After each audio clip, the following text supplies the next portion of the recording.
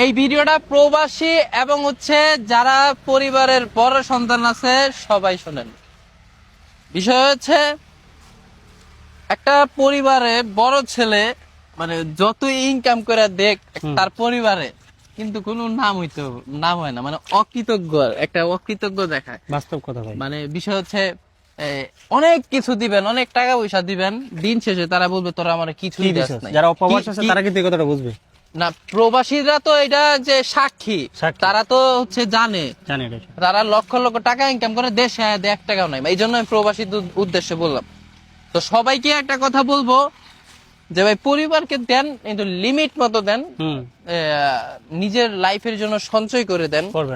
পরিবারের জন্য আপনি যাই কিছু করেন না কেন, আপনার কলিজা ভুনা করে দিলেও তারা বলবে লবণ কম হয়েছে, তারা কিছু দেশ নেই। আর সব দোষ হচ্ছে আপনার বউয়ের, আপনার সন্তানের, আর ওরা সবাই ভালো।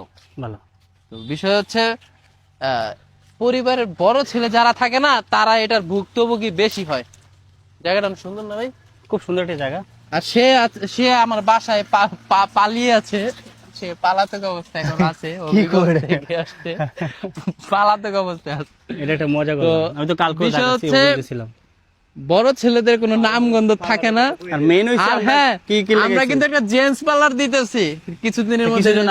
এটা করে তো কিছুজন আসছে, মানে আসুই ফালাই আছে। তো উনি ফালাই আসে না, এটা মজা করছি। উনি একটা জেন্টস পার্লার দিচ্ছে, উনি আর আমি একসাথে মিলে। তো খুব তাড়াতাড়ি আমরা আজকে বের হয়েছিলাম। এখন বাংলাদেশের মধ্যে সবচেয়ে ইউনিক একটা জেন্টস পার্লার, এবং এই পার্লারে আমাদের খরচ হবে 50 লাখ টাকা। বাংলাদেশে এরকম পার্লার কেউ দেয় না। চ্যালেঞ্জ কি গো? লোকেশন দিচ্ছি এক জায়গায়, এখনো সিলেক্ট হয়নি, কিন্তু হয়ে যাবে। সিলেক্ট হলে পরে লোকেশন দেই।